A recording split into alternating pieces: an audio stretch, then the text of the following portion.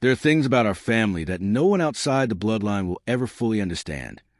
The small cruelties dressed up as practicality, the long silences at the dinner table, the way certain doors stayed locked for reasons no one would explain. I was 18 years old the night my stepmother stood in the kitchen of the only house I had ever known and told me to pack my things. My sister Hannah was 16. She sat at the kitchen table with her hands folded in her lap, the way our grandmother had taught her to sit when adults were angry, and she did not cry. She had stopped crying in front of that woman a long time ago. My father was in the next room. He did not come out. The house we grew up in sat on the western edge of a small farming town in the foothills of the Appalachians, in a county where everybody knew everybody else's business and pretended they did not. Our mother had died when Hannah was 4 and I was 6, a quiet illness that nobody talked about afterward, the way nobody talked about anything in our family. Our father remarried within the year. The woman he chose was named Cheryl, and she came into our home the way a cold front comes into a valley, without asking permission, settling into every corner, changing the temperature of every room. She had 2 children of her own, both older than us, both already grown and gone by the time the marriage was a year old. But the way Cheryl saw it, those children were her real children, and Hannah and I were a problem she had agreed to tolerate. She tolerated us with the precision of a woman keeping accounts. Every meal we ate was counted. Every light we left on was a grievance. Every birthday went unmarked except by our father slipping a folded 20 under our bedroom doors at night. And even that stopped after a while, because Cheryl said it was teaching us to expect things. The one person who never made us feel like a problem was our grandfather. His name was Walter, and he lived 11 miles outside of town, up a long gravel road that ran along the back edge of a stretch of timber the locals still called the Hollow. He had 86 acres up there, a cabin he had built with his own 2 hands the year my father was born, a barn, a creek that ran year-round, and a stand of black walnut and white oak that everybody in town agreed was the prettiest piece of woods in 3 counties. He had worked the land all his life. He was not a wealthy man, not the way people in town measured wealth, but he was the kind of man whose handshake was worth more than another man's contract. Subscribe and tell us in the comments where you're listening from. He took Hannah and me up to the cabin every weekend. He could from the time our mother died until the year I turned 15, when his heart finally gave out one morning while he was splitting kindling for the wood stove. He taught us how to set a snare line, how to read the weather off the ridgeline, how to tell a black walnut from a hickory in winter when the leaves are gone. He taught us how to be quiet without being afraid of the quiet. He used to sit on the porch of that cabin in the long blue evenings and tell us, in a voice that was never raised, that the land remembers what people forget. I did not understand what he meant when I was a child. I would later. We both would. When he died, the cabin was sealed. That is the only word for what happened. The day after the funeral, our father drove up the hollow with a heavy padlock and a roll of yellow caution tape and a hand-painted sign that read "NO TRESPASSING," property under probate, and he locked the front door of that cabin and chained the gate at the bottom of the gravel road and walked away. He told us, when we asked, that the property was tied up in legal proceedings and that nobody was to set foot on it until everything was settled. We were children. We believed him. Hannah was 13 at the time. I was 15. We had just lost the only person in our lives who had ever made us feel like we mattered. And we let our father lock the door on the place where we had been happy because we thought that was what he had to do. 3 years went by. Our father never spoke of the cabin again. Cheryl, on the few occasions she mentioned it, called it that worthless dump up in the woods. The road grew over. The chain on the gate rusted. Twice a year, I drove past the bottom of that gravel road on my way to a friend's house out toward Beaver Creek. And twice a year, I felt something in my chest tighten when I saw the lock still there. What I did not know then, what I would not understand for some time, was that the cabin had never been in probate. There had been no legal proceeding. There had been no judge, no attorney, no court order. There had been only my father and his wife and a story they told to keep the door closed. The night Cheryl told me to pack my things. It was the second week of November. The maples on the ridge had already turned and dropped, and the air had that cold metal smell that comes off the mountains before the first hard freeze. I had graduated high school in May. I had been working a 40-hour week at the lumberyard down on Route 19, paying Cheryl $200 a week for what she called rent, even though my bedroom had not changed since I was 12, and I was still expected to take my shoes off at the door and not eat anything from the refrigerator that had not been pre-approved. Hannah was a junior in high school. She did her homework at the kitchen table because Cheryl had decided 2 years earlier that the desk in Hannah's room was needed for storage. Hannah never complained. That was the thing about my sister. She had a quietness in her that was not weakness. It was the same quietness our grandfather had. I think Cheryl could feel it, and I think it was part why she hated her. The fight that night started over a phone bill. It always started over something small. Cheryl had decided that my portion of the family phone plan was $40 more than I had been paying, retroactive for 6 months, and that I owed her $240 by the end of the week. I told her, calmly, that I had paid every bill she had ever put in front of me and that I would need to see the new statement before I wrote a check. She told me that questioning her was the same as calling her a liar. I told her I was not calling her a liar. I was asking to see a piece of paper. My father stood up on the couch and walked into the back of the house and shut the bedroom door. That was always how it ended. He would walk away. He had been walking away since the day our mother died. Cheryl waited until she heard the bedroom door close, and then she turned to me at the kitchen table and said, in a voice that was almost pleasant, that I had until morning to be out of her house. She said the word her like it was a knife she had been sharpening for years. I told her she could not put me out because I was 18 and I was paying rent and the law required notice. She smiled at me. I will never forget that smile, and she said, "Then go ahead and call the law sweetheart. Let's see whose name is on the deed." I knew, even before I looked it up the next day at the county clerk's office, that she was right. Our father had put the house in her name 3 years earlier, the same month our grandfather died. I had signed nothing. I had no standing. I was a boarder. She turned to Hannah next. Hannah was 16. She was a minor. Cheryl could not legally turn her out, and she knew it. So she did the next thing. She told Hannah that as long as Hannah lived under that roof, there would be rules. Hannah would pay rent out of the part-time job she had at the diner. Hannah would not see me. Hannah would not speak to me. Hannah would not have my phone number in her phone. If Cheryl found a single text message between us, Hannah would be on the porch with a suitcase the day she turned 18, and not 1 minute later. Hannah looked across the kitchen at me. She did not cry. She just looked at me the way she had looked at me the day they put our grandfather in the ground, like she was memorizing my face in case it was the last time she got to see it. I packed a duffel bag that night. I took my work clothes, 2 pairs of boots, the framed photograph of our mother that had been on my dresser since I was 8, and an envelope our grandfather had given me the Christmas before he died, which I had never opened because he had told me not to open it until I needed it. I had not understood what that meant. I had assumed I would understand someday, the way you assume you will understand a lot of things someday when you are 15 years old. I put the envelope at the bottom of the duffel bag. I kissed the top of Hannah's head in the kitchen doorway. She put her hand on my wrist for a moment, and then she let go. I slept in the cab of my truck that night, in the parking lot of the lumberyard, with the heater running off and on to save gas. I was 18 years old, and I had $217 in my checking account, and I had been disowned by a woman whose name was on a deed that should never have had her name on it. That was a Wednesday. By Friday morning, I had figured out where I was going to sleep for the next week.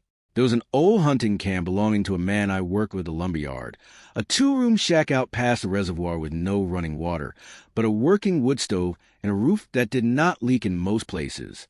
He let me have it for $40 a week. I moved my duffel in on Friday afternoon. I sat on the edge of the bunk in that cold, dim little room, and I took out the envelope our grandfather had given me, and for the first time in 3 years, I broke the seal. Inside were 2 things. The first was a folded sheet of paper, written in our grandfather's slow, careful handwriting. The handwriting of a man who had not gone past the 8th grade, but who had taken pride in every letter he ever set down on a page. The second was a small brass key, the kind that fits a padlock. The note read, "Boys grow up faster than they should in this family. If you are reading this, something has gone wrong, or it is about to. The cabin is yours and your sister's. It has always been yours. Do not let anyone tell you otherwise. Under the floor of the back room, beneath the loose plank by the wood stove, you will find what you need. Read everything before you act. The land remembers. Walter. I sat in that hunting shack for a long time with a note in one hand and the brass key in the other. The light went out the windows.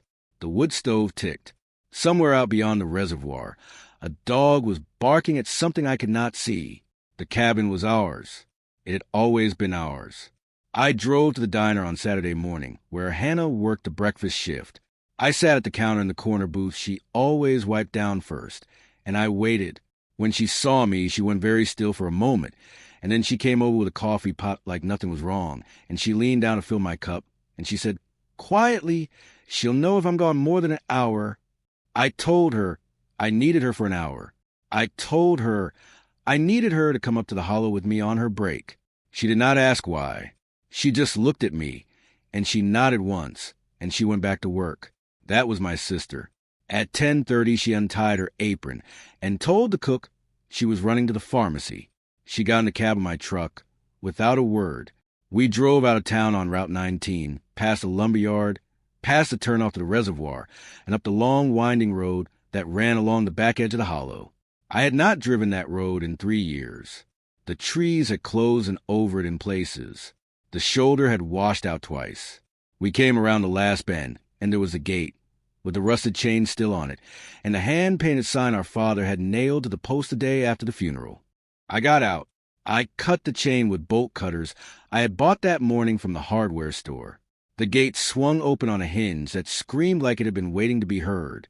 We drove up the gravel road slowly, the truck rocking the old ruts. The cabin came into view exactly as I remembered it. The green tin roof, the stone chimney our grandfather had laid by hand, the porch with the 2 cane chairs still on it, where he used to sit and tell us the land remembers. The padlock was on the front door. I fitted the brass key into it. It turned. Of course it turned. The padlock was his. He had put it there himself, years before he died, against the day he knew was coming. Hannah and I stood on the porch a long time before we went inside. The morning was cold and very bright. A jay was scolding something in the walnut grove behind the cabin. I think we both understood, without saying it, that whatever was on the other side of that door was going to change everything. And we wanted one more minute of being the people we had been before we knew. Then I pushed the door open, and we went in. The cabin was exactly as he had left it. The kettle on the wood stove, the lantern on the table, the flannel jacket hung on the peg by the door, with sawdust still clinging to the cuff. 3 years of dust lay on every surface, but nothing had been disturbed. Nobody had been inside. Nobody but us had a key. I went straight to the back room. The plank was where he said it would be, beside the wood stove, fitted so cleanly into floor that you would not have known it was loose unless you were looking for it. I pried it up with the edge of a screwdriver from his toolbox. Underneath, in a tin box that had once held coffee, was a stack of papers 2 inches thick, wrapped in oilcloth and tied with twine. Hannah and I sat on the floor of the back room, in the cold gray light coming through the one small window, and we untied the twine. The first document on the stack was a deed to the property. 86 acres, recorded in the county clerk's office in 1962, on the name Walter James Caldwell. Beneath that, dated 19 years before our grandfather's death, was a deed of trust. He had transferred the property, every acre, the cabin, the barn, the timber, the mineral rights, into a revocable living trust, with himself as trustee during his lifetime and the 2 of us, his grandchildren, as the named beneficiaries upon his death. There was a successor trustee named, a man called Ellis Brennan, an attorney with an office in the town of Marion, 2 counties east. The trust document was signed, witnessed, notarized, and recorded with the county. It had been a public document for 19 years. Anyone who had bothered to walk into the county clerk's office and pull the file could have read it. Beneath the trust document was a letter from Ellis Brennan, dated 4 months before our grandfather died. It confirmed that Mr. Caldwell had recently visited the office to update his beneficiary designations and confirm, in writing, that the entirety of the trust assets, the cabin, the land, and the contents of savings account at the First Farmers Bank of Marion, containing the proceeds of a 40-year-old timber sale, were to pass to his 2 grandchildren, Hannah and me, in equal share upon his death, with Mr. Brennan acting as trustee until the younger of the two reached the age of majority. There was a balance on the savings account. Listed at the bottom of the letter, it was $142,000. Hannah made a small sound. I do not know what to call it. It was not a cry. It was a sound a person makes when something they did not know they were carrying is suddenly lifted off them. I kept reading. There were more documents. There were tax records, paid in full every year by automatic withdrawal from the trust account, which meant the property had never been in danger of being seized for back taxes, regardless of what our father had told us. There was a copy of a letter our grandfather had written to our father 6 months before he died, informing him in plain language that the property would not be passing to him, that he had made other arrangements, and that his arrangements were final. There was a copy of a certified mail receipt showing that our father had signed for the letter. He had known. He had known the entire time. And beneath all of that, at the very bottom of the stack, was a sealed envelope addressed to the two of us in our grandfather's handwriting. I did not open it then. I could not. My hands were shaking too badly. I put the envelope in the inside pocket of my jacket, and I sat on the floor of that cabin with my sister, and for the first time in 3 years I cried. And Hannah held onto my arm with both her hands the way she had held onto it the day we put him to ground. And the cabin was very quiet around us, and somewhere outside, the jay had stopped scolding and the morning had gone still, and I understood for the first time what our grandfather had meant when he had said, "The land remembers." It remembered. It had been waiting. I drove Hannah back to the diner. Before an hour was up, she slid out of the truck and adjusted her apron and looked at me through the open window for a long moment. I told her I was going to drive to Marion on Monday morning. I told her not to say a word to anyone. She nodded. She told me to be careful. She told me she loved me. I had not heard her say that out loud in 3 years, because Cheryl did not allow that kind of talk in her house. I drove back to the hunting shack. I sat by the wood stove with the envelope in my lap, and I did not open it. Not that night.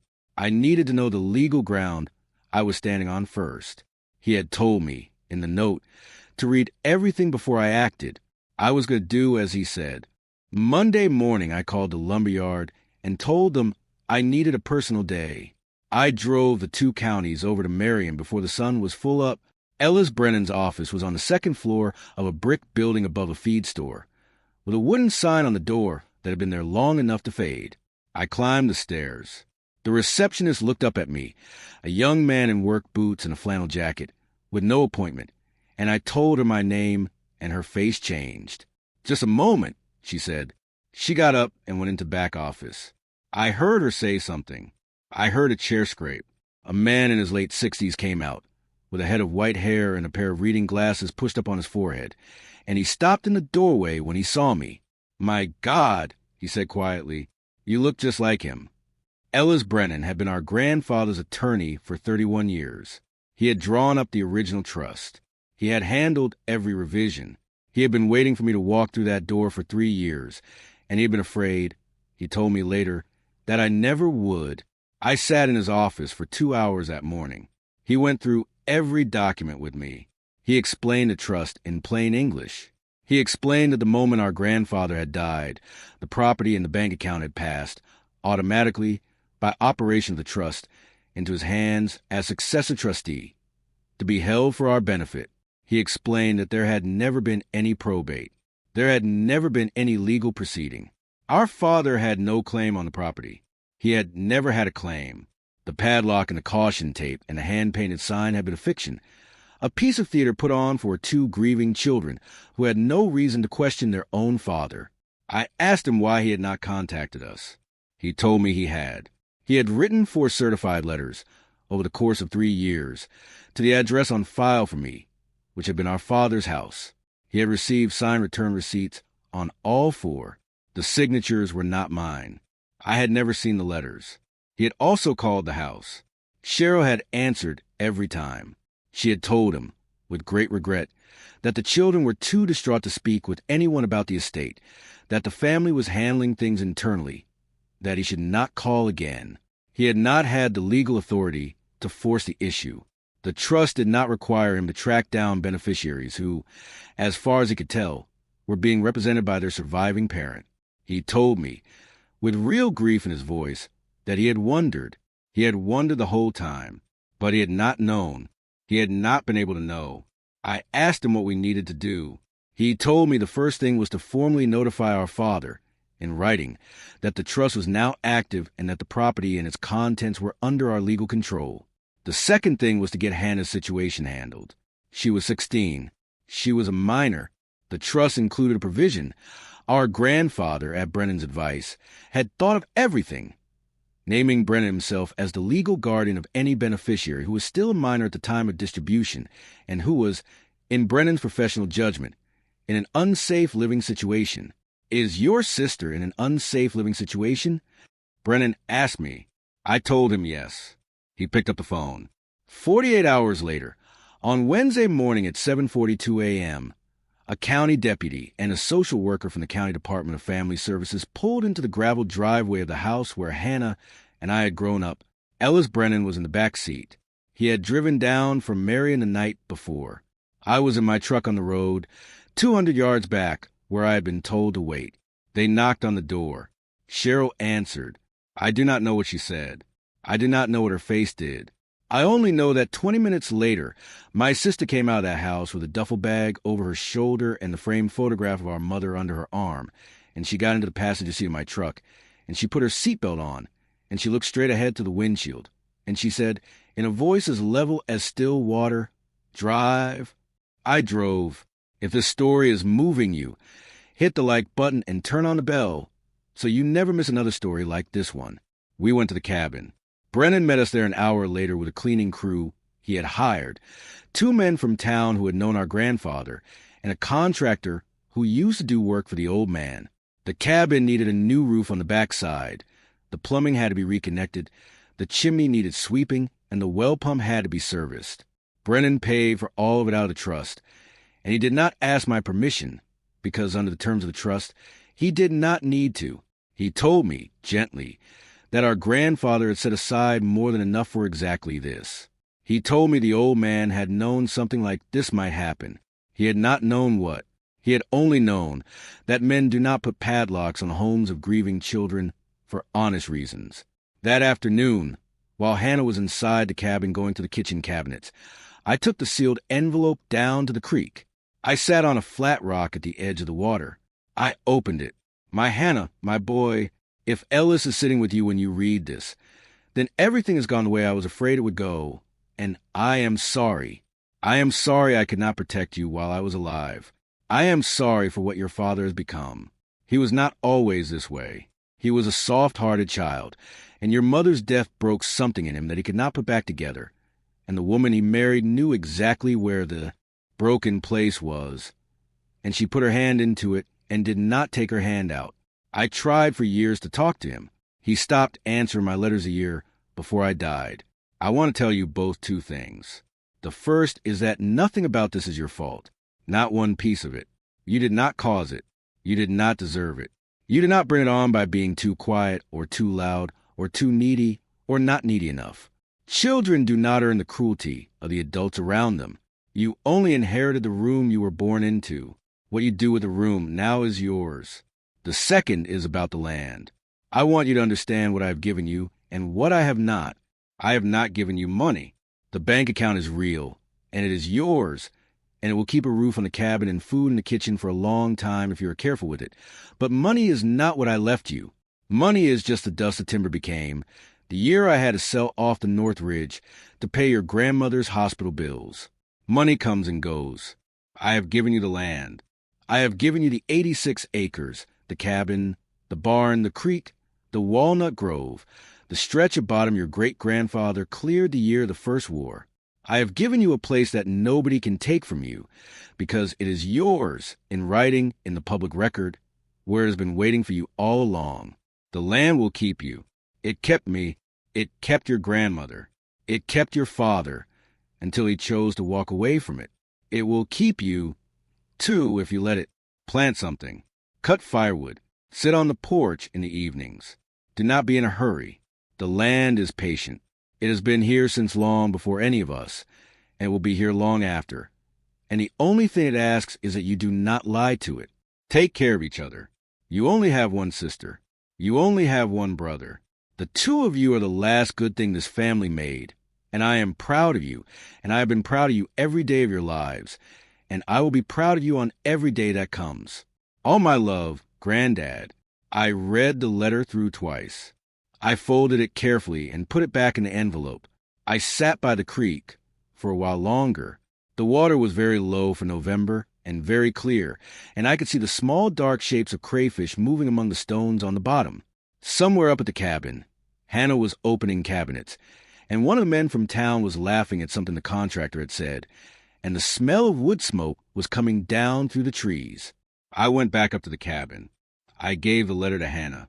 She read it sitting on the porch in one of the cane chairs, and when she was done she folded it and put it in the pocket of her coat, and she did not say anything, and I did not ask her to. The next part is the part that I will tell you because it has to be told, but I will not tell you with relish, because there is no relish in it. Brennan filed our notice with the county.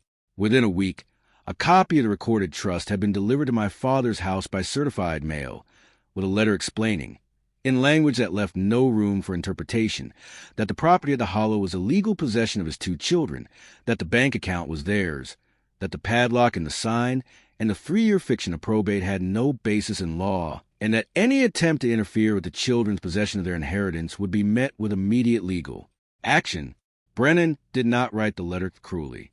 He wrote it the way a country attorney writes such things, plainly, without insult, and with the weight of every signature and seal that mattered. I do not know what my father did when he read it. Hannah and I were not there. I do not know if he sat down. I do not know if he was alone. I know only that 2 days later, on a Saturday afternoon, he drove up the gravel road to the cabin in his old pickup truck, by himself, without his wife, and he parked at the bottom of the porch steps, and he did not get out for a long time. Hannah and I went out onto the porch. I had the letter our grandfather had written him, the one with the certified mail receipt attached, in my hand. I had thought, in the days leading up to that moment, about what I was going to say. I had rehearsed several speeches. None of them was the speech I gave, because none of them survived the look on his face when he finally got out of the truck. He was a smaller man than I remembered. He was 47 years old. He looked 60. His hair had gone gray at the temples in a way I had not noticed, because I had not really looked at him in a long time. He stood at the bottom of the porch steps with his hands at his sides, and he did not come up. He said, "I knew. I want you to hear me say it. I knew." Hannah was standing beside me. She did not move. He said, "Your grandfather wrote to me." I read the letter. I knew the cabin was yours. I knew the account was yours. I let her tell you the place was tied up. I let her put the lock on the door. I let her run you off, son. I let her run your sister into a corner. I sat in the back room of that house, and I let her do it because I could not look at the two of you without seeing your mother's face. And every time I saw your mother's face, I wanted to lay down in the road. So I let a woman who hated you do my hating for me, because I did not have the strength to love you. That is the truth. I am not going to dress it up. I am not going to ask you for anything. I am not going to ask you to forgive me. I am not going to ask to come up on the porch. I just wanted you to hear me say out loud one time with your own ears, so that whatever you carry from here on, you do not have to carry the question. He stood there a moment longer. He looked at Hannah. He said, "I am sorry, sweetheart. I have been sorry since the day I let her say the first ugly thing to you, and I will be sorry on the day they put me in the ground, and I do not expect it to mean anything to you, and it should not." Hannah did not speak. She walked down the porch steps. She walked across the gravel to where he was standing. She did not embrace him. She put her hand for a moment on the sleeve of his jacket, the way she used to put her hand on my wrist when she was a small child and the world had become too loud, and then she took her hand away, and she walked back up the porch steps and stood beside me. He nodded once. He got back in his truck. He drove down the gravel road. We did not see him again for a long time. I will not tell you that we forgave him that day. We did not. Forgiveness, when it is real, takes longer than an afternoon.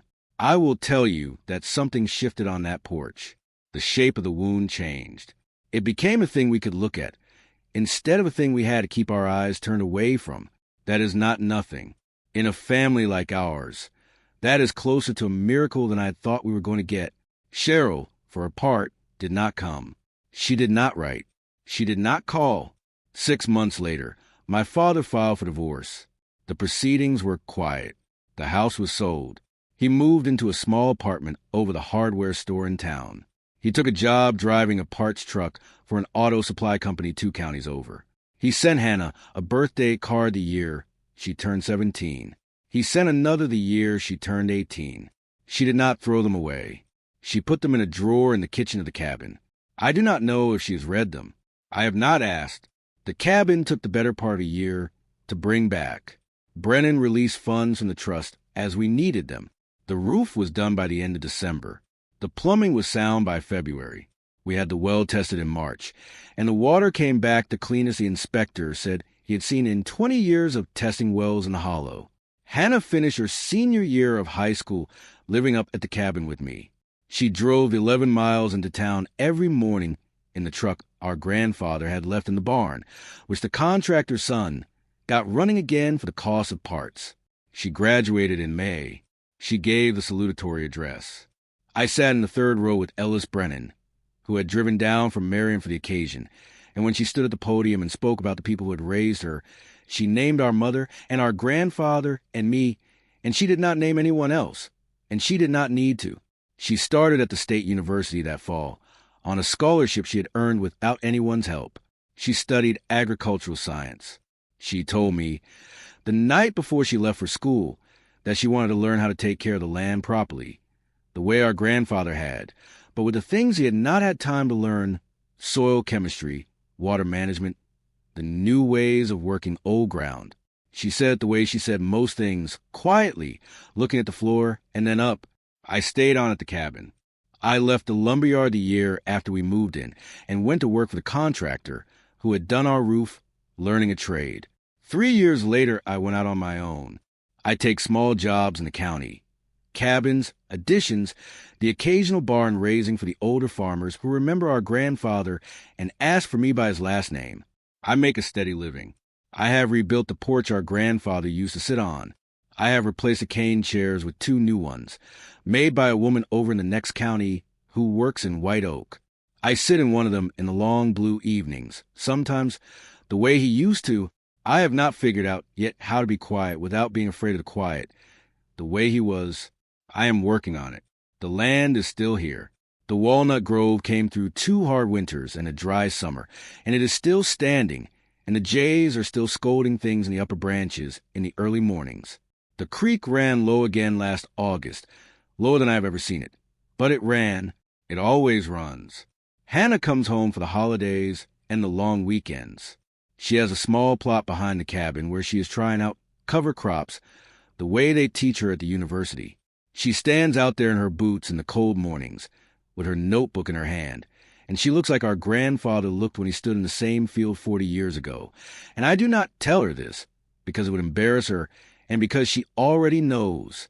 Our father comes up on Sundays now. Sometimes. Not every Sunday.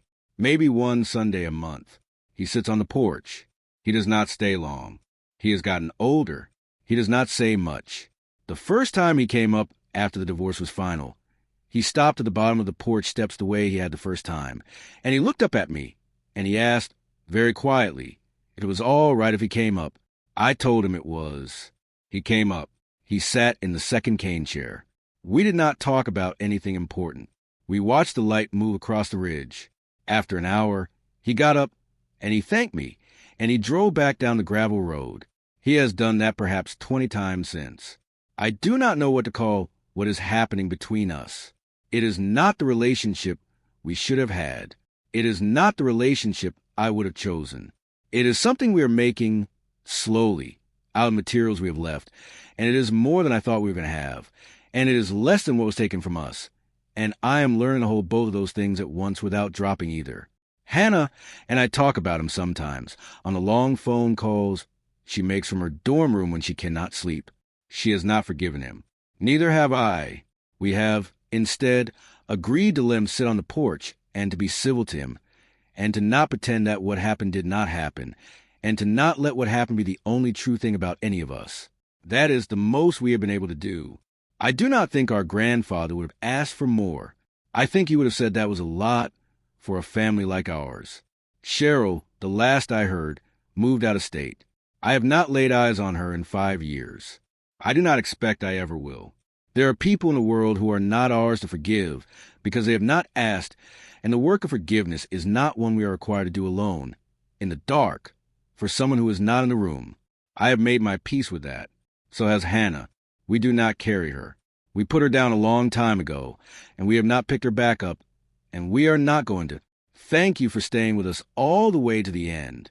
Don't forget to subscribe and check out the other stories on screen right now. I want to leave you with one last thing.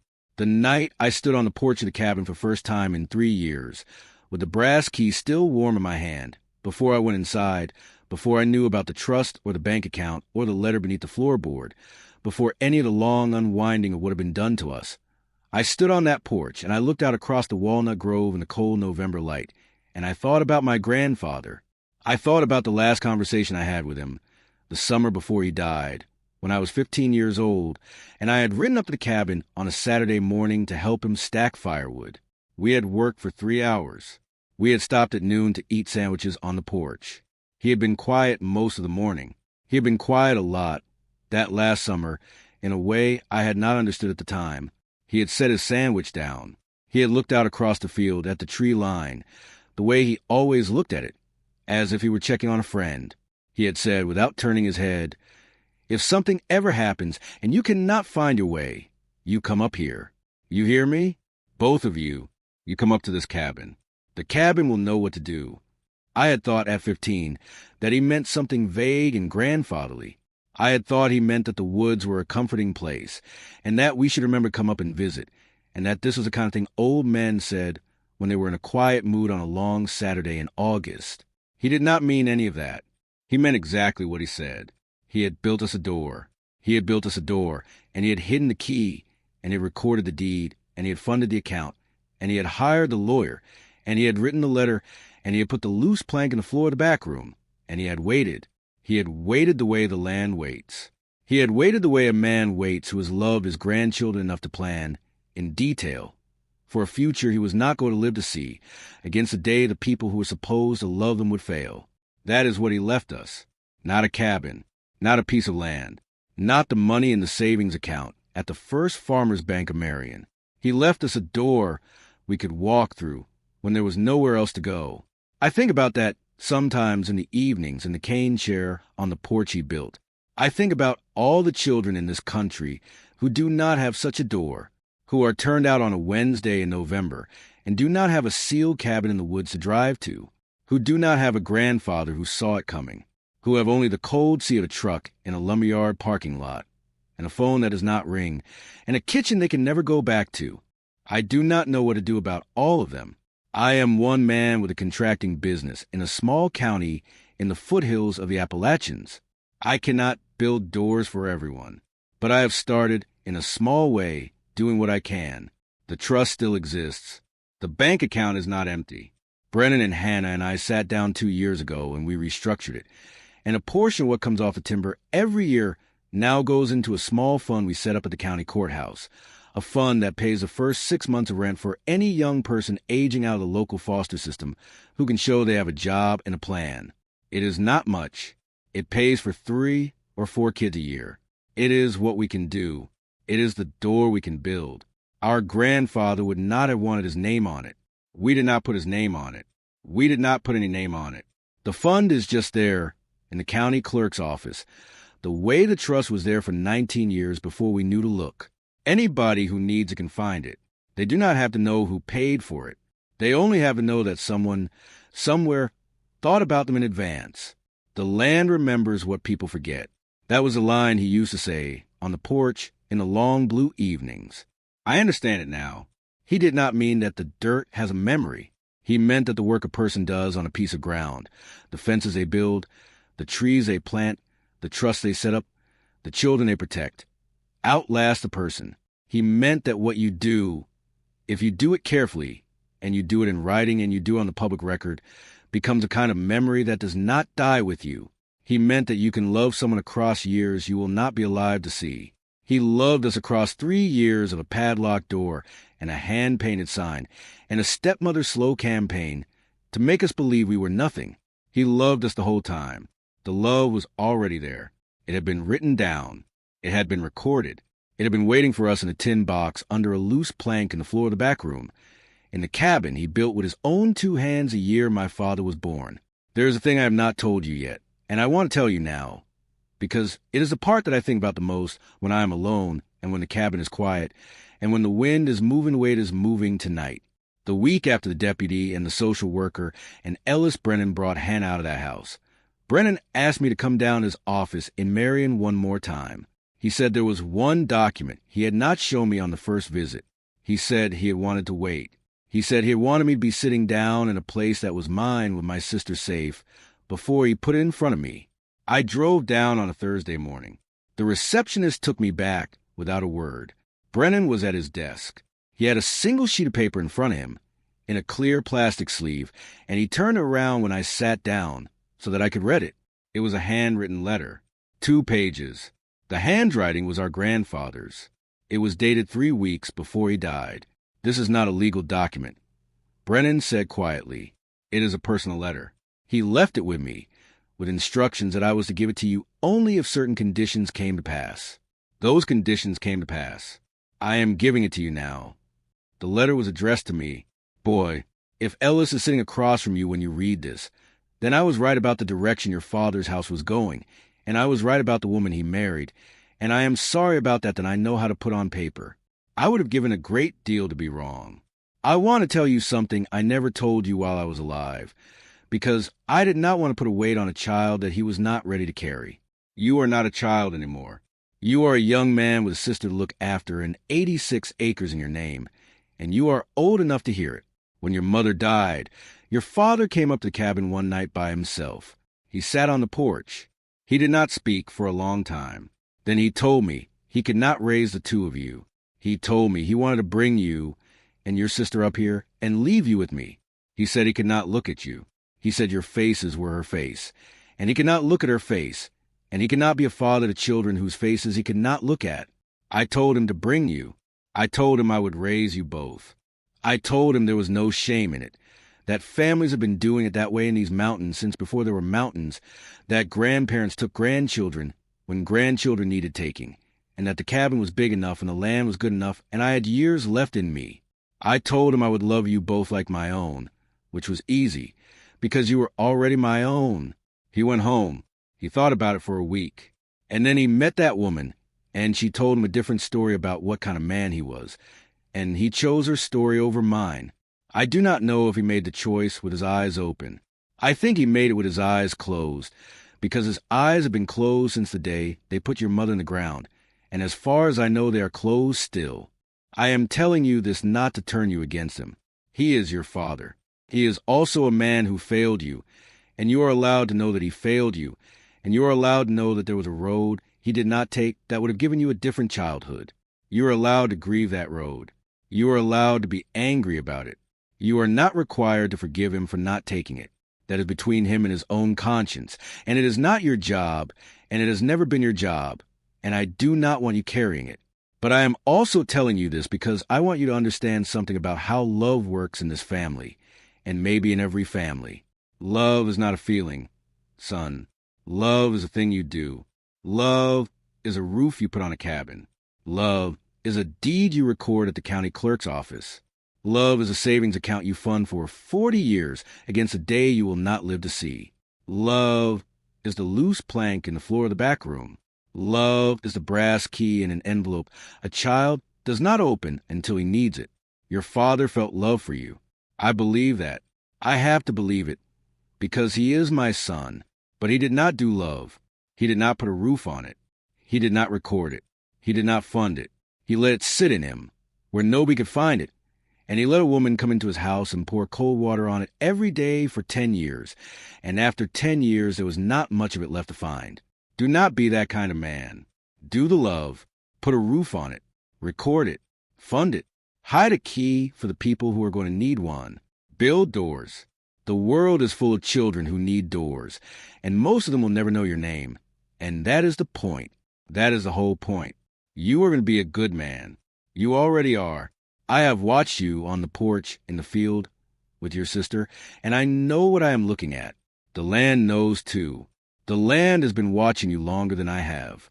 Take care of her. Take care of yourself. Take care of the walnut grove. It has another 200 years in it if you do right by it.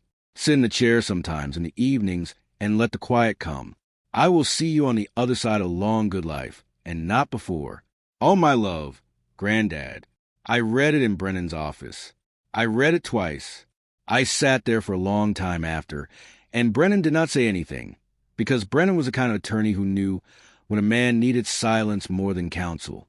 After a while, I folded the letter and put it back in a plastic sleeve and pushed it across the desk to him, and I asked him if he would keep it for me a little longer. I told him I was not ready to take it home. I told him I would come for it I came for it 3 years later. It is in a drawer in the back room of the cabin now, in the same tin coffee box that held the trust documents, beneath the same loose plank in the floor. I read it once a year, on the anniversary of the day the deputy and the social worker brought Hannah out of that house. I do not read it any other day. I do not need to. I know what it says. Hannah is asleep upstairs. The fire in the wood stove has burned down to coals. The wind is moving in the walnut grove, the way it moves at this time of year, low and steady and patient. The way the land is patient. I am going to put another log on the fire. I am going to sit here a little while longer. The cabin is very quiet around me, and I am not afraid of the quiet. The door he built is still open. We are still walking through it. Thank you for staying with us all the way to the end. Don't forget to subscribe and check out the other stories on screen right now.